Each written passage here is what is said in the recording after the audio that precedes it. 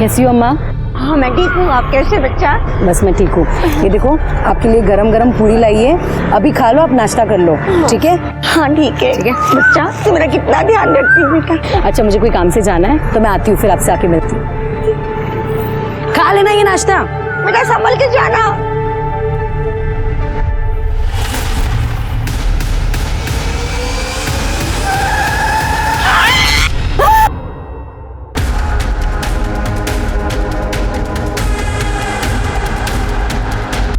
Hello police.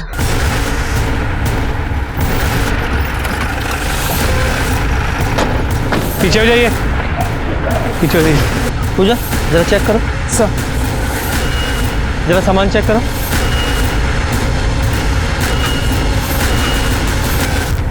Phone किसने किया था? मैंने किया सर। मेरा नाम सत्यदेव राठी है, ये पास वाली बिल्डिंग में रहता हूँ। रोज की तरह मैं काम पे जा रहा था तो मैंने देखा बूढ़ी माँ खून से लथपथ है, इसलिए आपको फोन कर दिया।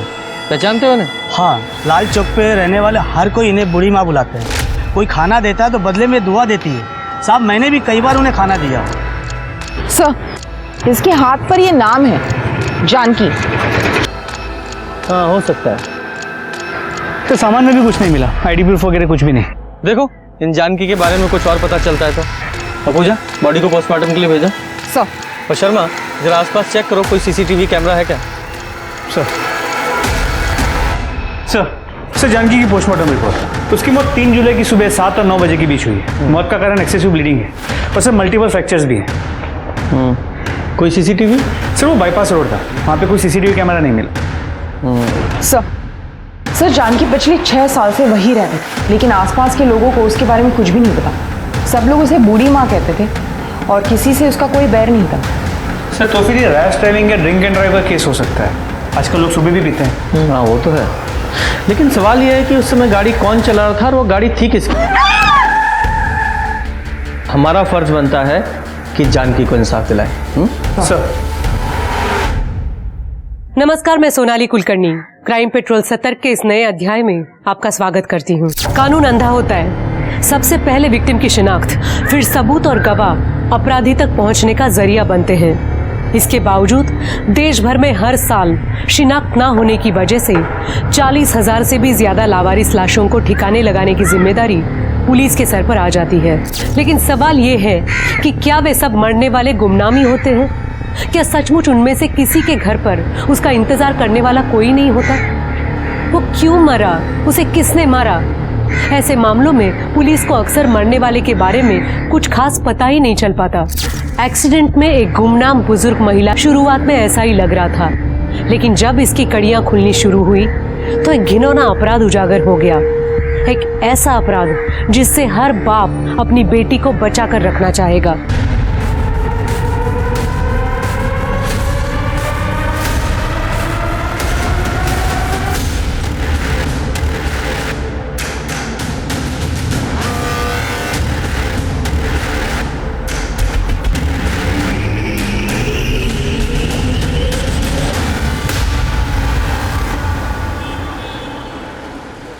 हम आपसे बेइंतहा मोहब्बत करते हैं साहिबे आलम, लेकिन आप आका हैं और हम कनीज। हमारी इन आंखों से हमारे ख्वाब मत छीनिए शहजादे, हम मर जाएंगे। हो गई नौटंकी? कितनी बार कहा है कि ये सब छोड़ के घर का कामकाज करना सीखो। मेरी अम्मा कहती है कि जब रोटी गोल होगी तभी औरत की जिंदगी सफल होगी। यहाँ तो नाटक से ही छुट्टी नहीं है, पता नहीं क्या नौटंकी करती रहती है। कपड़े रखो। अरे माँ, जमाना बदल गया है। अच्छा आजकल सिर्फ लड़कियां चूल्हा चौका नहीं कर रही है, देश भी संभाल रही है। तुम तो बेटा ना बस घर संभाल लो, उतना ही बहुत है मेरे लिए। अरे घर क्यों संभालेगी भाई, यार इसी गुड़िया है हमारी, सितारा बन के चमकेगी। हैं? आओ इधर। और सितारा अगर चूल्हा चौके के सामने बैठेगा तो काला नहीं पड़ जाएगा? तुम्हारी माँ की तरह। उड़ा लो, खूब मजाक उड़ा लो मेरा। बढ़िया है। जागीरी जल्दी चलो, देर हो जाएगी हमें। हाँ मैं देर से आऊंगी। कुछ करिए, कहाँ जा रही है?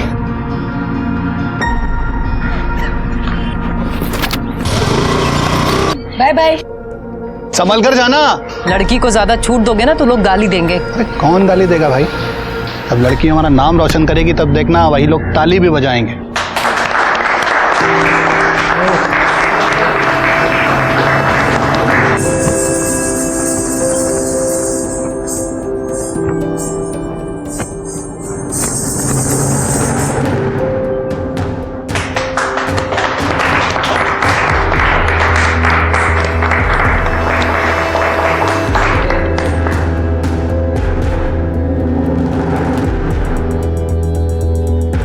और इस प्रतियोगिता के विजेता है रागिनी शर्मा।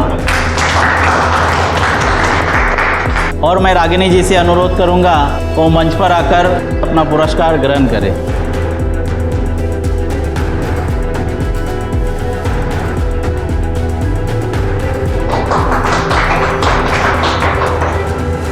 मुबारक। Thank you. रागिनी ने ना सिर्फ ये प्रतियोगिता जीती है बल्कि हम सब लोगों का दिल भी जीता है। इसलिए हमारे फिल्म डायरेक्टर मिस्टर नमन झा ने उन्हें अपनी अगली फिल्म में बतौर हीरोइन लेने का फैसला किया है। हाँ हमारी बिटिया हीरोइन बन गई भाई। नाचो, अरे नाचो। बहुत बढ़िया बेटा, बहुत बढ़िया।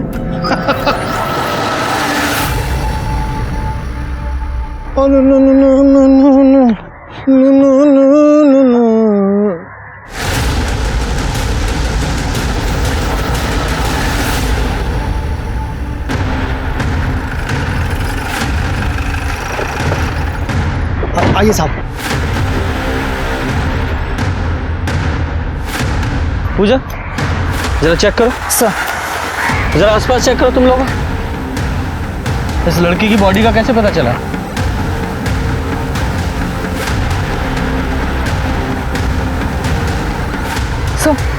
शायद 25-26 साल की लड़की होगी। और सर ये देखिए, ये रस्सी का निशान गले पर, शायद रस्सी से गला घोट के मारा गया है।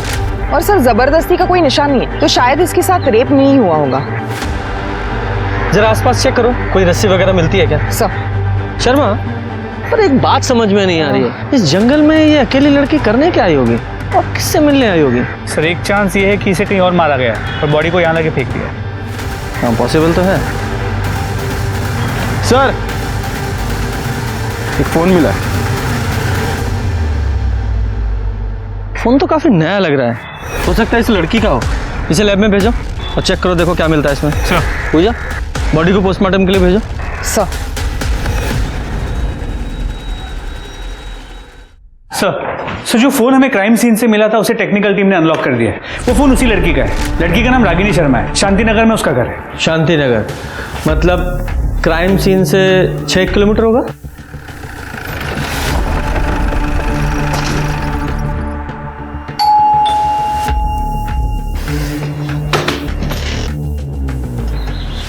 खुला? कोई है? चलो घर चेक करो।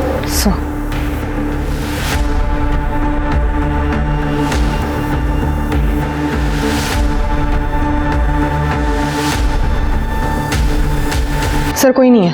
सर अंदर कमरे में अलमारी खुली हुई है, सामान यहाँ वहाँ पड़ा हुआ है। लगता है मामला चोरी का है। चोरी यहाँ हुई और रागिनी की लाश हमें यहाँ से 6 किलोमीटर दूर वहाँ जंगल में मिली। सर हो सकता है ये 2 अलग अलग लोगों का काम हो। सर मुझे लगता है कि मर्डर यहाँ किया गया है और बॉडी को डंप वहाँ कर दिया गया। हाँ हो सकता है, पॉसिबल है। सर एक डैमेज फोन मिला है। फोन को लैब में भेजो और इसका डेटा रिकवर करवाओ। फॉरेंसिक टीम को बुलाओ और पूरे घर से फिंगरप्रिंट्स उठवाओ। सर ये जल्दी से जल्दी फोन करो और रिपोर्ट जल्दी से जल्दी मंगाओ। सर क्या हुआ? आप लोग कौन है? सर मैं रचना और ये मेरे हस्बैंड है चिंतन। हम यहाँ पड़ोस में रहते हैं। यहाँ जो रागिनी रहती है आप लोग उसे जानते हैं? हाँ सर, हम 3 साल से पड़ोसी हैं, बल्कि मैं तो उसे अपनी बहन मानता हूँ। लेकिन क्या हुआ क्या सर? आपकी मुंह बोली बहन का खून हो गया है और उसकी लाश हमें यहाँ से 6 किलोमीटर दूर झाड़ियों में मिली है।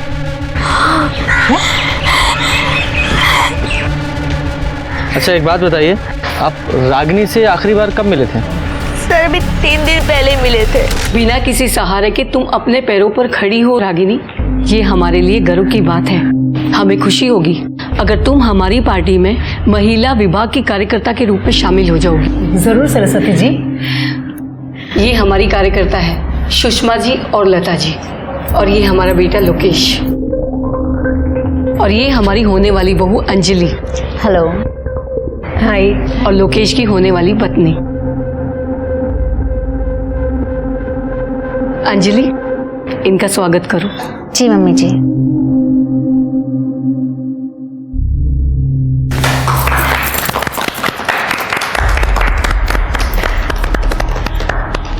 अब हम चलते हैं। चलो।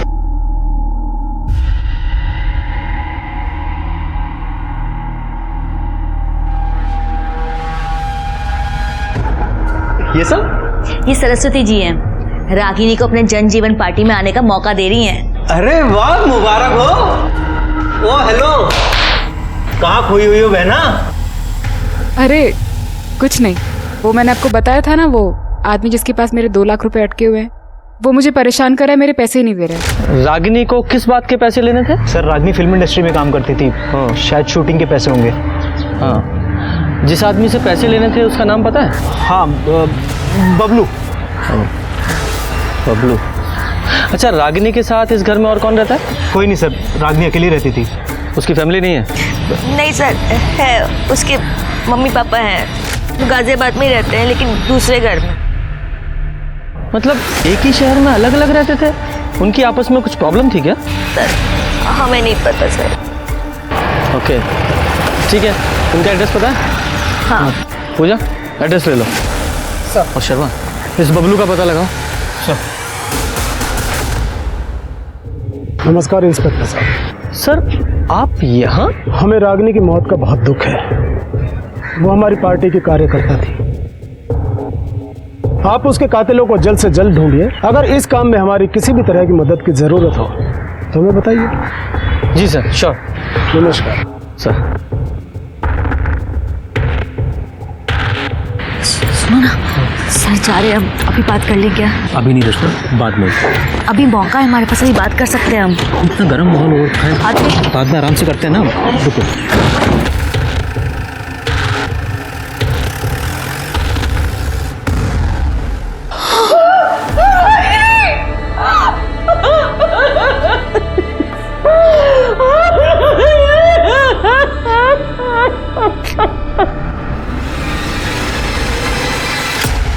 आपकी बेटी से आपकी आखिरी बार बात कब हुई थी?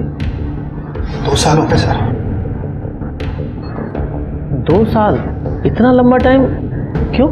हमारी बेटी रागिनी को बड़ी हीरोइन बनना था सर। उसने केंद्रीय नृत्य मंदिर की अभिनय प्रतियोगिता भी जीती थी सर। प्रथम स्थान हासिल किया था उसने, और उस मंच से डायरेक्टर नमन झा ने तो वादा भी किया था सर कि हमारी बेटी रागिनी को फिल्म में हीरोइन बनाएंगे। सब कुछ थे सर, हमारी बेटी का सपना पूरा होने जा रहा था।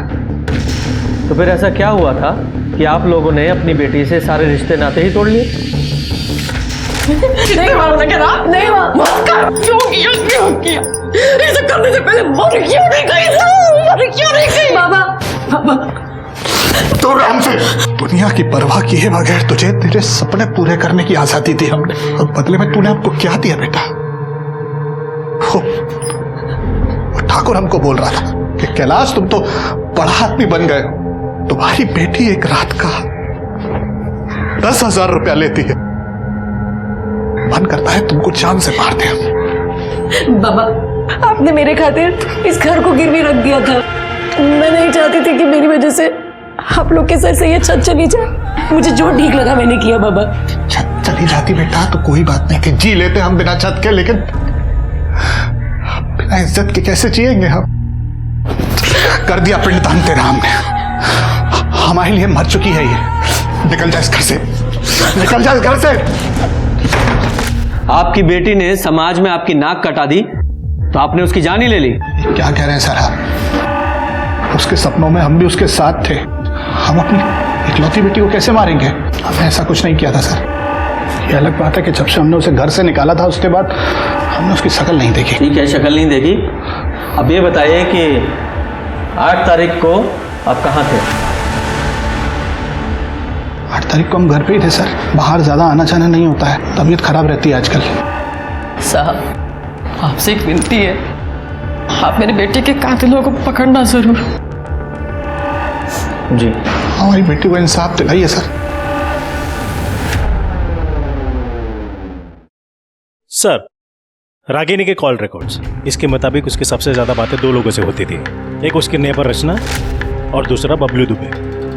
ये वही बबलू दुबे तो नहीं है जिसके बारे में चिंतन ने बताया था? सर लगता तो ऐसा ही है। करता क्या है ये? लड़कियों की दलाली करता है। मतलब ये बात कंफर्म है कि रागिनी प्रोस्टिट्यूशन के बिजनेस में थी? जी सर, अब तक की इन्वेस्टिगेशन में तो यही बात सामने आई है। इस बबलू का बैकग्राउंड चेक किया सर, इसका क्रिमिनल रिकॉर्ड है, रेप केस में अंदर जा चुका है। ये रागिनी ने इसे 2 लाख रुपए भी दे रखे थे और इसका क्रिमिनल रिकॉर्ड भी है। इसकी सर्च कहाँ तक पहुँची? सर उसका फ़ोन अभी बंद है। उसके मोबाइल की लास्ट लोकेशन मेरठ की है। शर्मा, मेरठ गाजियाबाद, किसी भी बिल में छुपाओ, ढूंढो उसे। सर रागिनी की पोस्टमार्टम रिपोर्ट। इस रिपोर्ट के हिसाब से रागिनी की मौत 8 अक्टूबर को शाम 5 से 7 बजे के बीच हुई। पहले उसे एक बेहोश किया गया और फिर रस्सी से गला घोंट के मारा गया। और जब रागिनी की मौत हुई तब वो 3 महीने प्रेग्नेंट थी। क्या? हाँ सर। सर रागिनी प्रोस्टिट्यूशन में थी। ये बच्चा शायद उसके किसी कस्टमर का हो।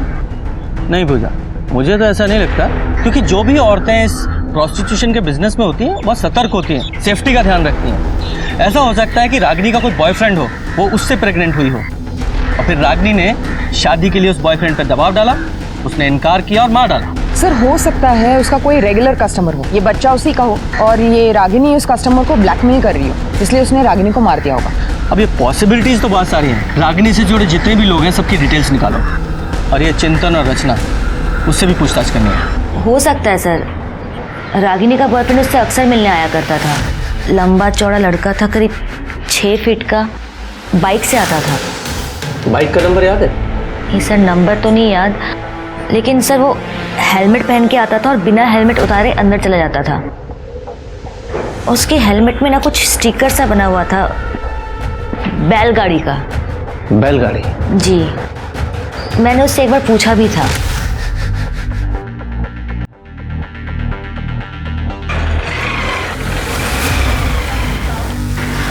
रागिनी कौन था ये? भाभी वो मेरा बॉयफ्रेंड है। क्या नाम है इसका? नाम में क्या रखा है आपको मिलवा ही दूंगी, ना शादी के दिन मिल लेना। ये रागिनी ने लड़के का नाम क्या बताया था? सर उसने नाम तो कभी बताया नहीं। ठीक है, पूजा अगर कब पूछेंगे? अभी नहीं, बाद में करते ना। अरे कुछ कहना चाहती हो? मैंने उस दिन भी नोटिस किया तुम कुछ कहने की कोशिश कर रही थी। घबराओ मत, जो कुछ भी है साफ साफ बताओ। किसी से भी घबराने की जरूरत नहीं है। बताओ, आराम से बैठ के बताओ। बोलो, क्या कहना चाहती? सर मैं 10 साल की थी जब मैं अपने माँ बाप से अलग हो गई। मेरे पापा रोज दारू पीते थे और रात को घर आके मुझे और माँ को मारते थे। मेरी माँ मुझसे बहुत प्यार करती थी। उस दिन दिवाली का दिन था और पापा फिर से दारू पी के आए थे।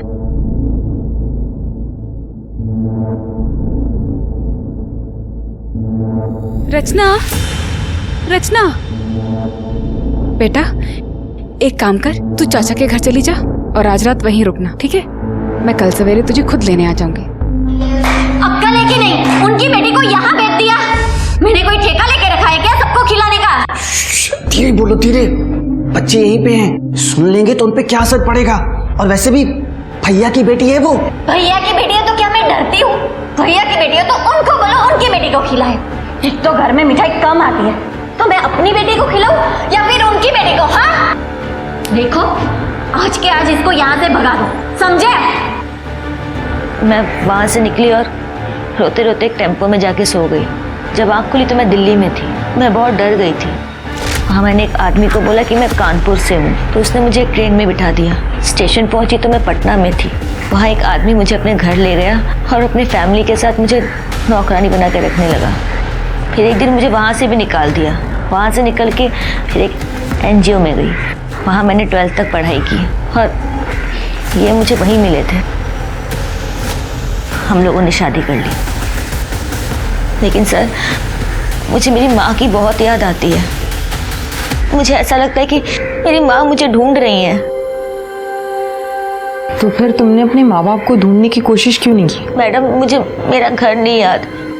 मुझे बस इतना याद है कि हम कानपुर में रहते थे और हमारा घर स्टेशन के पास था और मेरे बाबा रिक्शा चलाया करते थे। सर, आप मेरी माँ को ढूंढेंगे ना सर? Please sir. हम आपके माँ बाप को ढूंढने की पूरी कोशिश करेंगे।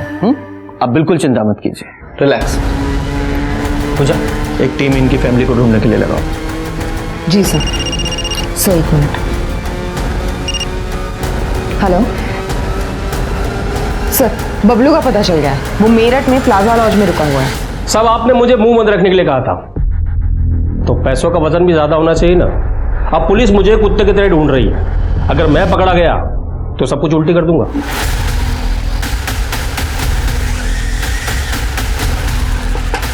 कौन है?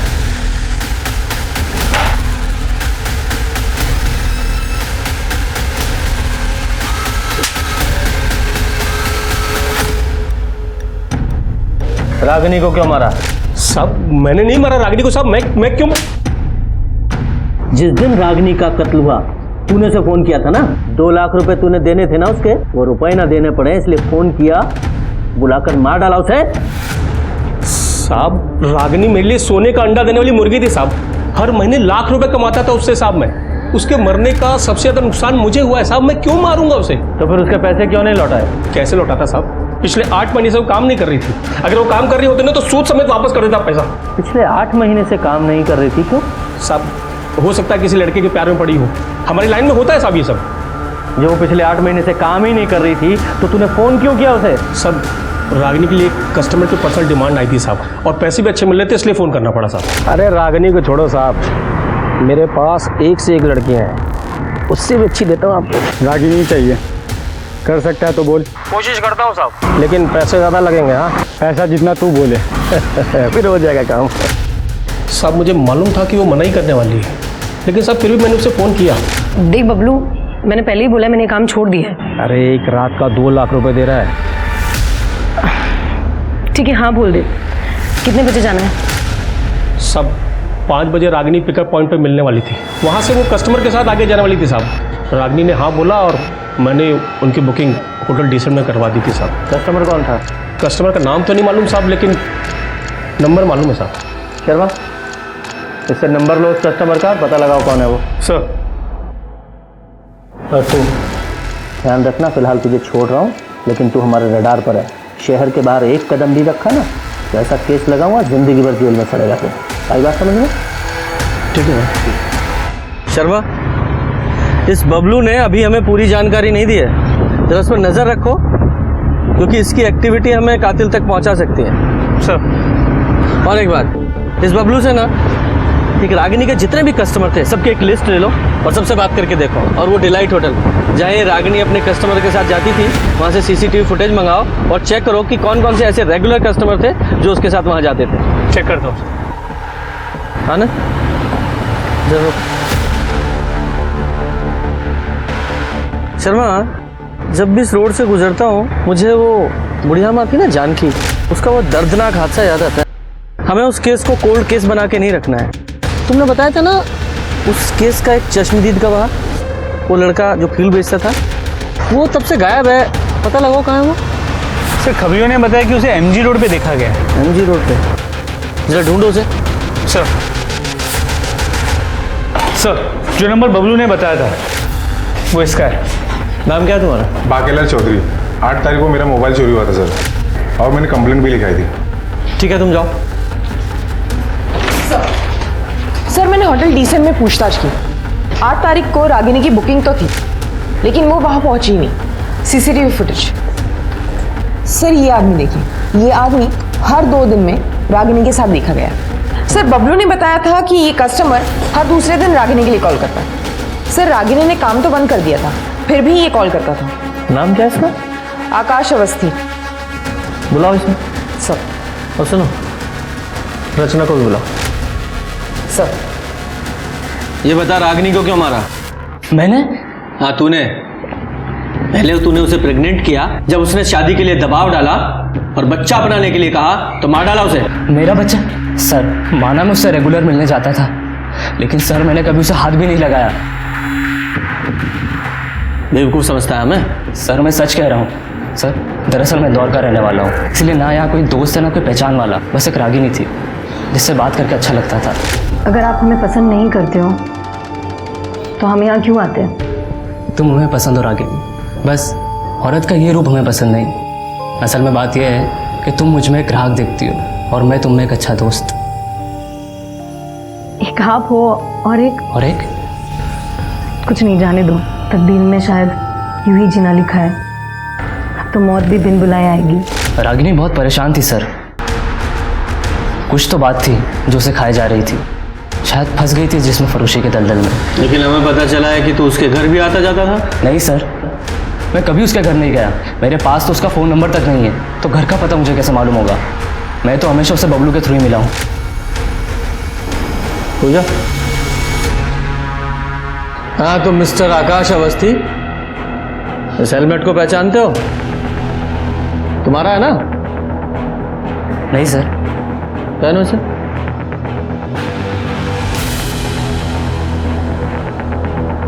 रचना, घूम जाओ।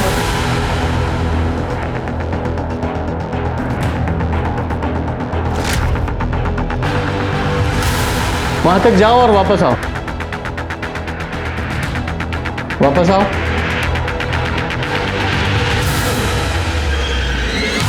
सर शायद ये वो नहीं है। ठीक है, हेलमेट उतार दो। सिंह, लेके जाओ।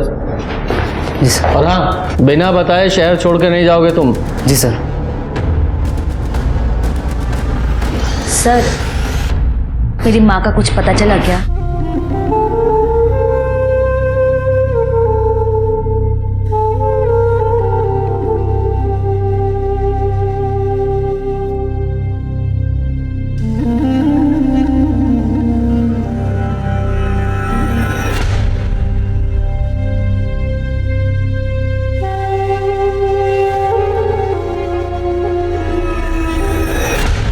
सर ये तो वो बूढ़ी माँ है ना जो लाल चौक पे बैठती थी। तुम जानती हो ना? हाँ सर, रागिनी ने मिलवाया था एक बार। रागिनी ने बहुत मानती थी, इन्हें खाना पानी कंबल सब देती थी। और क्या जानती हो इनके बारे में? सर और तो कुछ नहीं पता मुझे। ठीक है, अभी तुम जाओ और डोंट वरी, तुम्हारी माँ जल्दी ही मिल जाएगी। Thank you sir. शर्मा, मुझे लगता है कहीं ना कहीं ये दोनों केस आपस में जुड़े हुए हैं।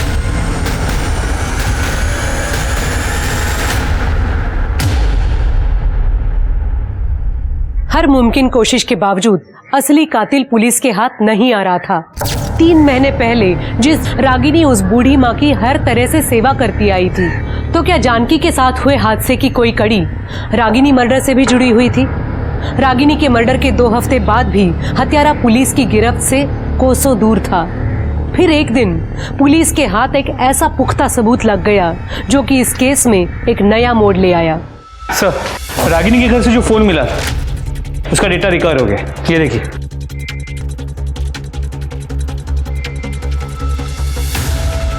चलो।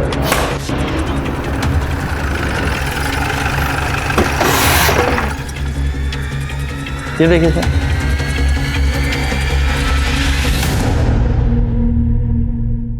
देव प्रसाद शुक्ला जी, आपके और रागिनी के ताल्लुकात? ओपोजिशन की अच्छी चाल है मुझे बदनाम करने की। ये फोटो झूठी है। सर हमने सारे फोटोज की जांच कराई है, किसी भी फोटोज के साथ कोई भी छेड़छाड़ नहीं की गई है। मैंने कहा ना झूठी, फोटोशॉप की है। सर एक काम करते हैं, आपका डीएनए टेस्ट करा लेते हैं, सब क्लियर हो जाएगा। मुझे डीएनए टेस्ट नहीं कराना। निकलो यहाँ से।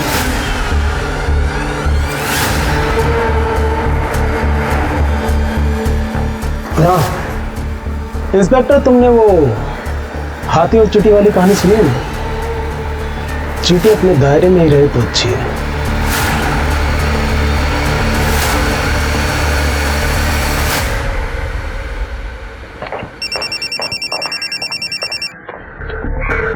शर्मा एक मिनट। जैन सर जी, सॉरी सर जी, ध्यान रखूंगा। जैन सर, क्या हुआ सर? कुछ नहीं। इस देव प्रसाद शुक्ला के खिलाफ हम सिर्फ इन फोटोग्राफ्स के आधार पर कार्रवाई नहीं कर सकते। हमें इसके गिरबान तक पहुंचने के लिए कुछ और पुख्ता सबूत चाहिए। शर्मा, तुम्हें याद है रागिनी के फादर ने हमें बताया था कि रागिनी को एक डायरेक्टर ने फिल्म ऑफर की थी। क्या नाम था उस डायरेक्टर का? नमन झा। नमन झा, बात करो उससे और पता करो कि क्या हुआ था उस कार्यक्रम में, क्योंकि उस कार्यक्रम में ये देव प्रसाद शुक्ला और उसकी पत्नी दोनों शामिल थे। और हो ना हो, मुझे लगता है कि इस सारे चक्रव्यूह की शुरुआत उसी प्रतियोगिता से हुई है। सर, उस प्रोड्यूसर नमन झा से बात हुई। वो इस वक्त लंदन में अपनी फिल्म की शूटिंग कर रहा है। उसने कहा कि देव प्रसाद शुक्ला के कहने पे उसने रागिनी को फिल्म तो ऑफर की थी, लेकिन ना वो कभी रागिनी को मिला है, ना उसके बारे में कुछ जानता है। सर एक और बात, ये रागिनी जिस घर में रहती थी वो उसी के नाम पर रजिस्टर्ड है। 40 लाख की प्रॉपर्टी कैश दे के खरीदी। 40 लाख रुपए कैश दे के खरीदा? मुझे नहीं लगता कि रागिनी के पास इतना पैसा होगा। हो ना हो ये देव प्रसाद शुक्ला, इसका इस मर्डर में जरूर हाथ है।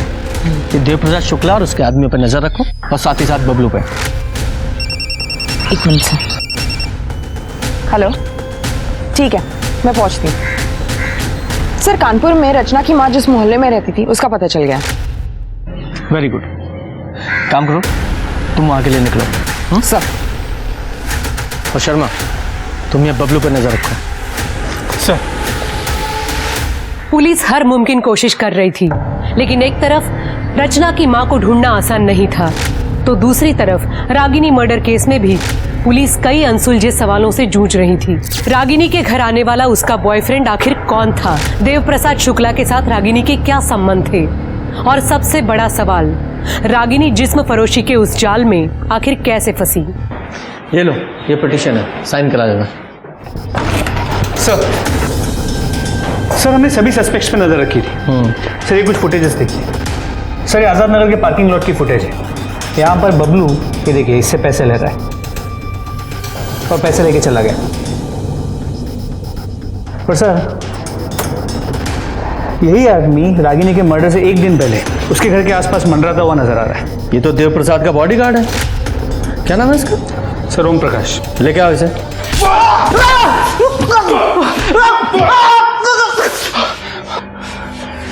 देख, बबलू ने अपने सारे गुनाह कबूल कर लिए और यह भी कबूल किया है कि तूने उसे चुप रहने के लिए पैसे दिए थे। और हम जानते हैं, ये बात अलग है कि वो डायरेक्ट तूने पैसे नहीं दिए थे, किसी और ने दिलवाए थे। और रागिनी के मर्डर से पहले तू उसके घर के आसपास मंडरा रहा था। सीसीटीवी फुटेज है हमारे पास जिसमें तू साफ नजर आ रहा है, और तेरे फोन की लोकेशन और तेरे कॉल रिकॉर्ड्स भी है हमारे पास कि तूने कब कब रागिनी को कॉल किया था। सब दर्ज है हमारे पास। बोल। साहब, ये बात सच है कि मैं उसके घर के पास गया, लेकिन साहब आज तक मैंने उसको फोन नहीं किया कभी। मैं जानता हूं कि तूने कभी रागिनी को कॉल नहीं किया, और मैं ये भी जानता हूं कि तेरे फोन से रागिनी को कौन फोन करता था। मैं सिर्फ तेरे मुंह से उसका नाम सुनना चाहता हूं। देख, सरकारी गवाह बन जा या फिर सारी जिंदगी जेल में सड़ना, चॉइस तेरी है। हाथी और चींटी की कहानी सुनी है मैंने शुक्ला जी, और यह भी सुना है कि चींटी अगर एक बार हाथी के कान में चली जाए तो उसे तांडव करवा देती है। अब मुद्दे की बात शुरू करें।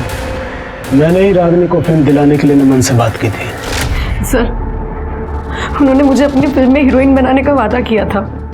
उनका एक आदमी सुरेश एक हफ्ते पहले मुझे गाजियाबाद में मिला। अरे मैडम, अगर फसल उगानी है तो बीज तो बोना ही पड़ेगा।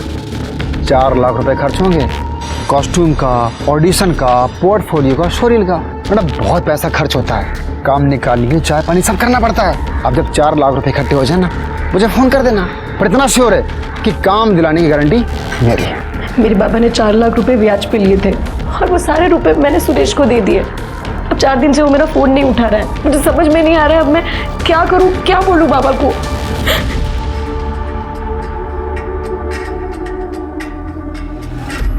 रो मत रागिनी, मैं तुम्हारे पैसे दिलवाऊंगा, मैं तुम्हें हीरोइन बनाऊंगा। मैं हूं ना, परेशान मत हो।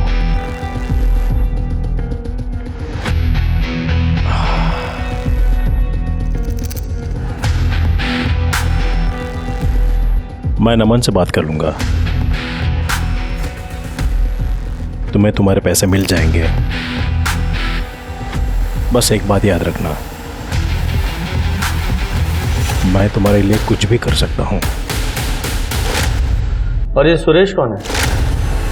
पता नहीं, शायद सुरेश ने ही नमन के नाम से रागिनी को बेवकूफ़ बनाया। मैंने उसे ढूंढने की बहुत कोशिश की लेकिन वो मिला नहीं। फिर मुझे पता चला कि रागिनी प्रोस्टिट्यूशन के बिजनेस में आ गई। एक दिन मैंने उसे कॉल करके कहा कि मैं तुम्हें घर लेकर देता हूँ, तुम्हारा खर्चा उठाता हूँ, तुम्हें धंधा छोड़ दो और मेरे साथ रहो। तो मानो पिछले 6 महीने से मेरे उससे कोई ताल्लुकात नहीं है। मैंने उससे सारे रिश्ते तोड़ दिए थे। तो ऐसा क्यों किया आपने? मन भर गया। अब जब पिछले 6 महीने से मेरे उससे कोई ताल्लुकात ही नहीं है तो ये बात जाहिर है कि वो कम से कम मुझसे तो प्रेग्नेंट नहीं थी। शुक्ला जी, ये तो डीएनए टेस्ट के बाद ही पता चलेगा कि क्या सच है और क्या झूठ। मैं डीएनए टेस्ट कराने के लिए तैयार हूँ इंस्पेक्टर, लेकिन मेरी आपसे एक रिक्वेस्ट है कि ये बात बाहर ना आए। इलेक्शन सर पर है। ठीक है, उसकी चिंता मत कीजिए। Thank you. इतना तय था कि देव प्रसाद शुक्ला का रागिनी की मौत से जरूर कोई गहरा संबंध था। वो अब इस केस में एक प्राइम सस्पेक्ट बनकर उभरा था। साथ ही पुलिस को यह भी शक था कि जानकी एक्सीडेंट केस और रागिनी मर्डर केस कहीं न कहीं एक दूसरे से जुड़े हो सकते हैं। इसी दिशा में जांच आगे बढ़ाने पर गवाह राजू के रूप में पुलिस के हाथ एक बड़ी सफलता भी लग गई। आज तो सारे फूल भीगे हैं। सर ये राजू। हाँ साहब। राजू बेटा, तुम पहले ये फूल लाल चौक पे बेचा करते थे ना? हाँ साहब, वहाँ कमाई कम होती थी और यहाँ कमाई अच्छी होती है। अच्छा, जब तुम लाल चौक पे फूल बेचा करते थे तो एक कार में एक बुढ़िया माँ जानकी, तुम वही थे? हाँ साहब, मैं वही था। रागिनी दीदी बूढ़ी माँ को खाना देकर जैसी निकली, पीछे से एक कार आई और बूढ़ी माँ को उड़ाकर चली गई। सर ये हो सकता है कि वो गाड़ी रागिनी का पीछा कर रही है और गलती से जानकी को टक्कर मारी। हाँ, पॉसिबल तो है। अच्छा राजू बेटा, एक बात बताओ, जब तुम लाल चौक पे थे, उस बुढ़िया को उस गाड़ी ने टक्कर मारी तो तुमने देखा कि कार कौन चला रहा था? नहीं साहब। उस गाड़ी का कलर, उसकी नंबर प्लेट वगैरह कुछ याद है? नंबर तो याद नहीं है, लेकिन हाँ, गाड़ी पर बैलगाड़ी छपी हुई थी।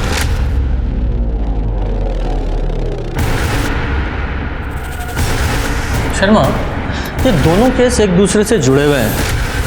वो बैलगाड़ी का निशान रागिनी के बॉयफ्रेंड के हेलमेट पर भी था। जी सर। हाँ, यही बैलगाड़ी थी।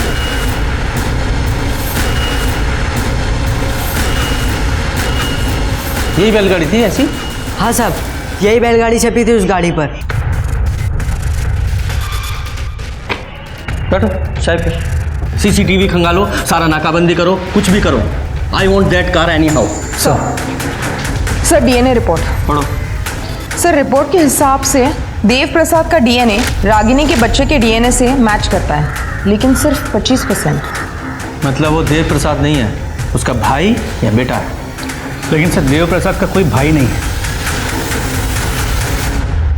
मैं सच कह रहा हूँ, मैंने कुछ भी नहीं किया। देख लोकेश कुमार, पुलिस की मार तू सह नहीं पाएगा, इसलिए जो भी है पूरा सच बता, वरना बाद में तेरे हलक में हाथ डाल के निकलवाऊंगा मैं। और तेरे खिलाफ बहुत सारे सबूत हैं हमारे पास। तेरी कार जिससे तूने जानकी को उड़ाया था वो बरामद हो चुकी है। रागिनी के पेट में पल रहे बच्चे का डीएनए टेस्ट कराया हमने, जो तेरे डीएनए से मैच होता है, मतलब तू उसका बाप है। तो ये हेलमेट देख रहा, तेरे घर से बरामद किया हमने। तेरा हेलमेट है ये, जिसे पहनकर तू रागिनी से मिलने जाता था। अब झूठ मत बोलना, क्योंकि गवाह है मेरे पास। और ये बैलगाड़ी का स्टिकर तेरे बाप की पॉलिटिकल पार्टी का पुराना चुनाव चिन्ह है। ये बात भी हमें पता है, जो तेरी गाड़ी और हेलमेट दोनों पर है। बताता हूँ सर, सब बताता हूँ। रागिनी मेरे घर आया करती थी पापा से मिलने, तभी मैंने उसे पहली बार देखा। हमारे बीच बातचीत चालू हो गई। वो मुझे अच्छी लगती थी सर। रागिनी पापा के जाल में फंस चुकी थी, ये बात मैं जानता था, इसलिए मैं उससे छुप छुप के मिलने लगा। और एक दिन लाल चौक पर रागिनी का पीछा करते करते मैंने गलती से एक बुजुर्ग महिला के ऊपर गाड़ी चढ़ा दी। बाद में जब मुझे पता चला कि रागिनी और पापा के बीच सारे रिश्ते ख़त्म हो चुके हैं, तो हम फिर मिलने लग गए, बातें करने लग गए। हमारे बीच की दूरियां धीरे धीरे कम हो गई, हम और नज़दीक आ गए। लेकिन एक दिन अंजलि ने मुझे और रागिनी को एक साथ देख लिया। उसे हमारे रिश्ते के बारे में पता चल गया। फिर मैंने अंजलि को वादा किया कि मैं रागिनी को अब फिर कभी नहीं मिलूंगा। ये अंजलि कौन है? सर उससे मेरी शादी तय हुई थी और उसके बाद मैंने रागिनी से बात करना बंद कर दिया। फिर एक दिन रागिनी ने बताया कि वो प्रेग्नेंट है। मैं बच्चा नहीं गिराऊंगी। शादी कर रहा है ना तू? मैं भी देखती हूँ उस अंजलि के साथ तू कैसे शादी करता है। शादी तो मैं करूंगा और तू कुछ कर नहीं पाएगी। निकल मेरे घर से, गेट लॉस्ट। रागिनी, अगर ये बात यहाँ से बाहर निकली ना तो तेरे लिए अच्छा नहीं होगा। निकल। और जब रागिनी ने अबॉर्शन कराने से इनकार कर दिया और तुझे एक्सपोज करने की धमकी दी तो मार डाला उसे? नहीं सर, हाँ मैं गुस्से में था लेकिन मैंने उसको मारा नहीं है सर। सर ये देखिए,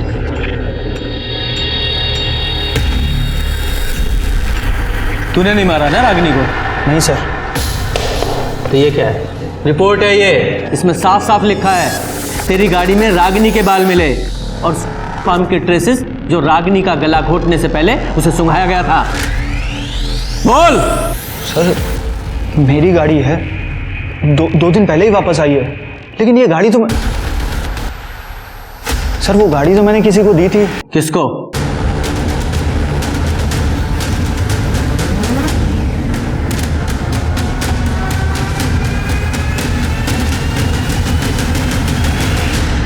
तो मैडम अंजलि, तो शुरू से बताओ, बोलो बोलो। सर लोकेश और रागिनी को रंगे हाथों पकड़ लिया था। लोकेश ने मुझे प्रॉमिस किया था वो उससे कभी नहीं मिलेगा, लेकिन फिर भी वो उससे मिलने गया। मैंने उसका पीछा किया, वो रागिनी के घर के अंदर चला गया, मैं वहीं खड़ी थी। कुछ देर बाद वो वापस आया।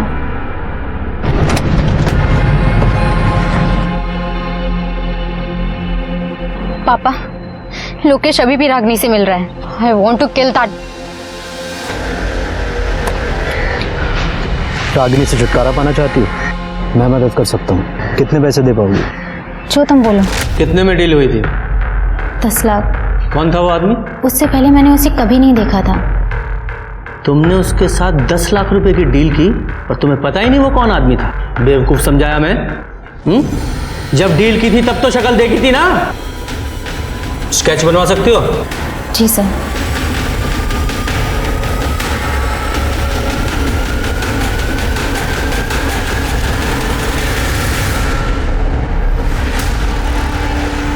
ये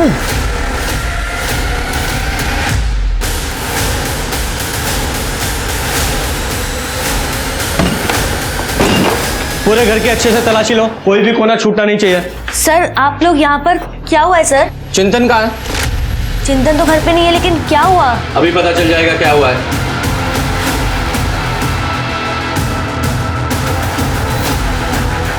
सर ये कैश मिला है। रखो। ये पैसे किसके हैं? सर मुझे नहीं पता ये कहाँ से आया। ये ज्वेलरी मिला है। इतनी सारी ज्वेलरी किसकी है? नहीं सर ये मेरे नहीं है। मैं बताता हूँ किसके हैं। ये गहने रागिनी के हैं। और ये पैसे देख रही हो? ये पैसे रागिनी को मारने की कीमत। तुम्हारे पति चिंतन ने रागिनी को मारने की सुपारी ली थी। सर आप ये क्या बात कर रहे हैं? कहीं तुम भी तो इसमें शामिल नहीं हो? सर मुझे इसके बारे में कुछ नहीं पता, मैं सच कह रही हूँ। पकड़ो से।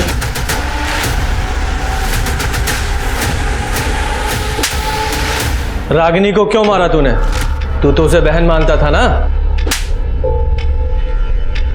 सब दिखावा था सर, पैसे नहीं थे मेरे पास। जानती थी वो मेरा मकान बिकने वाला था, ये भी पता था उसको। किस्त चुकाने के पैसे नहीं थे मेरे पास और जिससे उधार लिया था वो घर तक आ गया था उस दिन।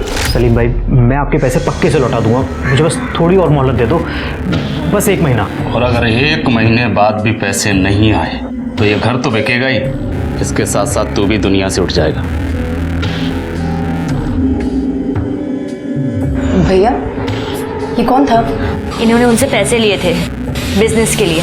बिजनेस तो डूब गया, अब अगर पैसे नहीं लौटा पाए तो जान से मारने की धमकी दे रहे हैं। रागिनी, तेरे पास कुछ पैसे हो तो मैं लौटा दूंगा। भैया सच में मेरे पास कुछ भी नहीं है। एक से आने वाले थे लेकिन वो भी अटके पड़े हैं। झूठ बोल रही थी वो। मिस्टर शुक्ला साहब के बहुत एहसान थे उस पर। लोकेश का भी उसके घर पे आना जाना था, पैसे तो थे उसके पास। उस दिन जब लोकेश उसके घर पे आया तो मैंने खिड़की से उन दोनों की बातें सुन ली।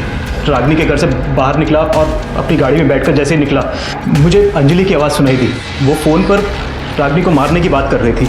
मुझे पैसा कमाने का जरिया नज़र आया और मैंने जाके अंजलि से बात की। कितने पैसे दे पाओगे? जो तुम बोलो। 10 लाख। उसके बाद सर मैंने एक आदमी का फ़ोन चोरी किया और उसी फ़ोन से बबलू को फ़ोन लगाया और रागिनी को बुक करने के लिए बोला। रागिनी मेरी बताई जगह पर ठीक टाइम पे पहुंच गई और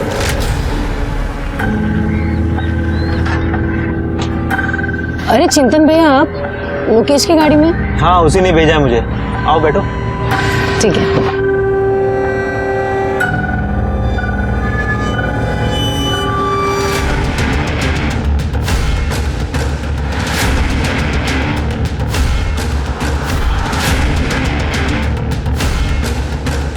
रागिनी को मारने के बाद मैंने उसके पर्स से उसके घर की चाबी निकाली और उसके घर जाकर अलमारी से सारे गहने और पैसे चुरा लिए। तूने सिर्फ रागिनी का ही कत्ल नहीं किया, बल्कि भाई बहन के रिश्ते का भी कत्ल कर डाला। चिंतन को रागिनी के खून के इल्जाम में उम्र कैद की सजा सुनाई गई। वहीं रागिनी की हत्या में भागीदार अंजलि को भी गिरफ्तार कर सलाखों के पीछे भेज दिया गया। साथ ही लड़कियों को जबरदस्ती जिस्म फरोशी के दलदल में उतारने वाले देव प्रसाद शुक्ला और बबलू को भी सख्त सजा हुई। लोकेश को भी कड़ी सजा सुनाई गई। सर फाइनली केस तो खत्म हुआ? नहीं शर्मा, अभी केस खत्म नहीं हुआ है। एक बड़ा काम करना भी बाकी है।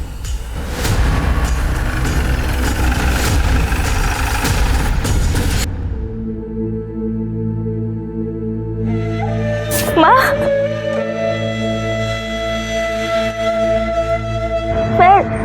रचना,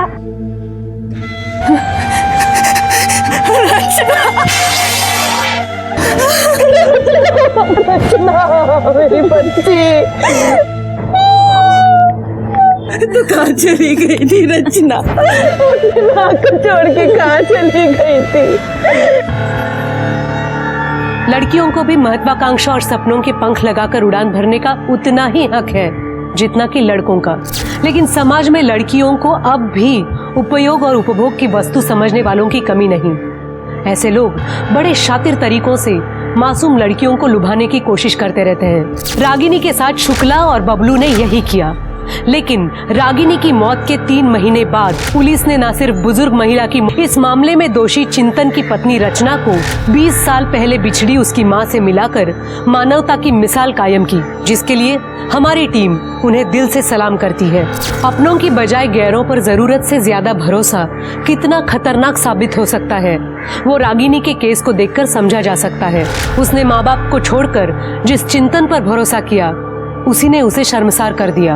अपने परिवार में उम्र और अनुभव में बड़े और तजुर्बेकार लोगों की अहमियत को समझें और उनसे सलाह लेने में जरा भी न हिचकिचाएं। अब मैं सोनाली कुलकर्णी आपसे विदा लेती हूँ। फिर मिलेंगे क्राइम पेट्रोल सतर्क जस्टिस रीलोडेड के एक नए केस के साथ। तब तक अपना और अपने परिवार का ख्याल रखें।